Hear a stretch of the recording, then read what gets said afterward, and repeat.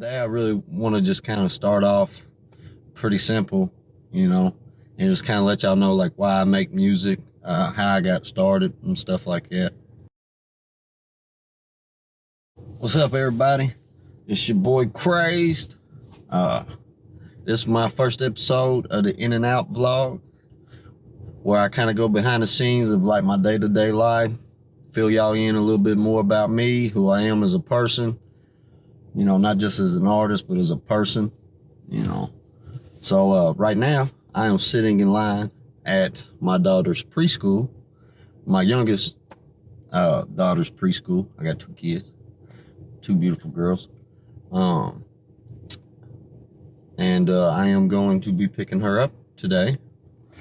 And I've got about a 20 to 25-minute wait before they get out. But that's how crazy this line is. So, yeah.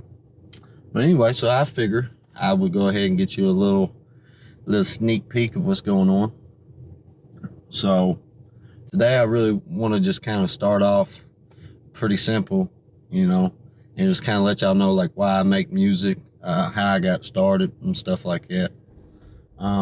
So first and foremost, the reason that I make music because I love music, always have.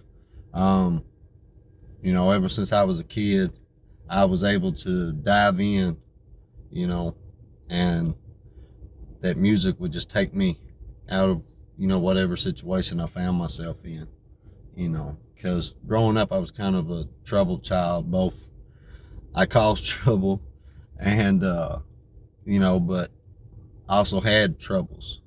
You know what I mean? Um, uh, so one of them troubles is that I suffer from bipolar disorder, specifically bipolar 1. So this means that I typically have kind of like a normal state, but then I bounce between being really manic or mildly depressed.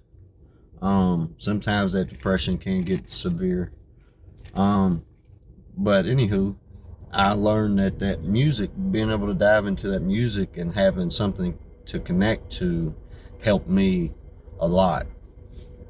And then fast forward a few years, uh, I found myself in a predicament where I was in juvenile detention. And, well, I'll take it back, go back a little bit. I was in a group home. I was in this group home.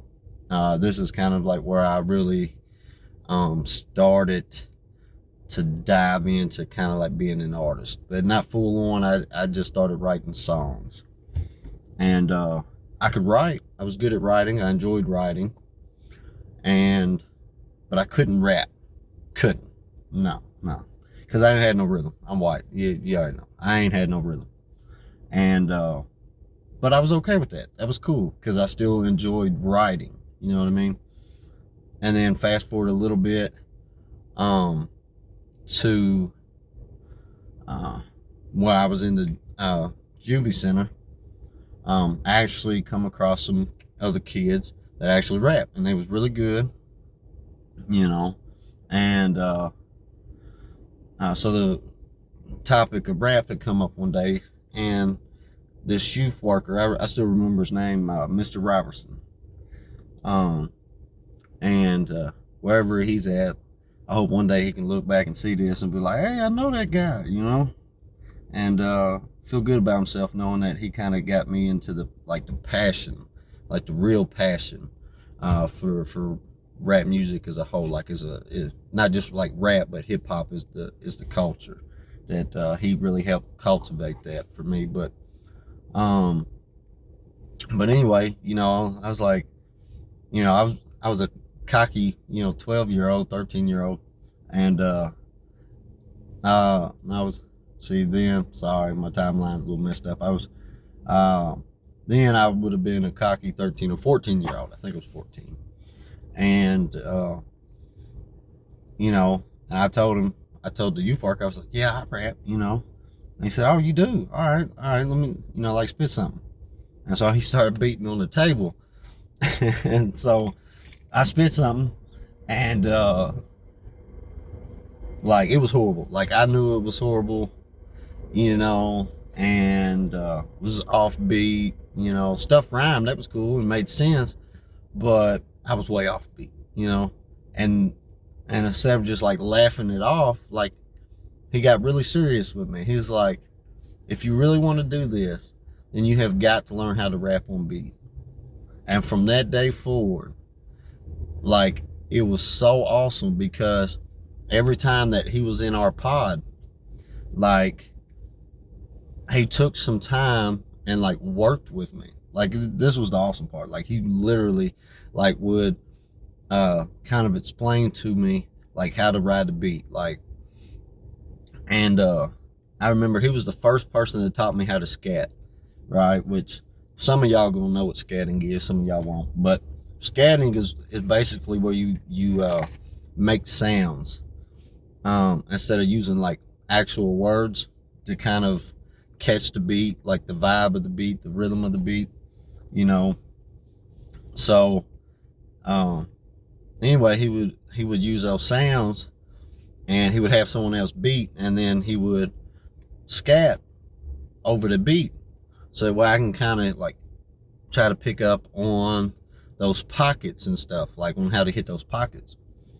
And then one of the other kids that was in with me, he started working with me on that, like, and it just became like an everyday thing. Like, if we had free time, you know, game time, whatever, we'd sit down and he'd work with me, and we started freestyling. I finally started learning how to catch the beat. I was like, hey, look at me, you know, like, I'm doing this, you know.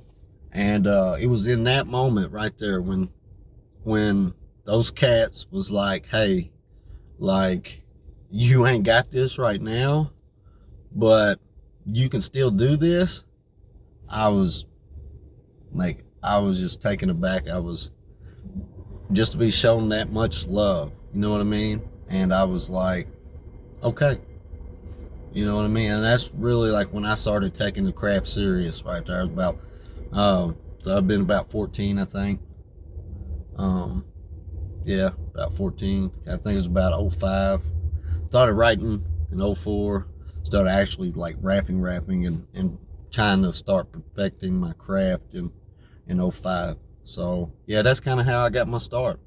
You know, humble beginnings, very, very humble beginnings. But yeah, that's kind of why I do what I do. You know. So I just want to thank y'all for taking the time to come and watch my video, whether it's all the way to the end or you just press play and it was like, nah, it's all right.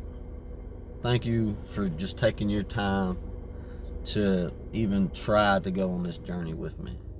I really do appreciate it, like, from the bottom of my heart. I really do. So y'all just stay tuned. Till next time, keep your head up. Peace.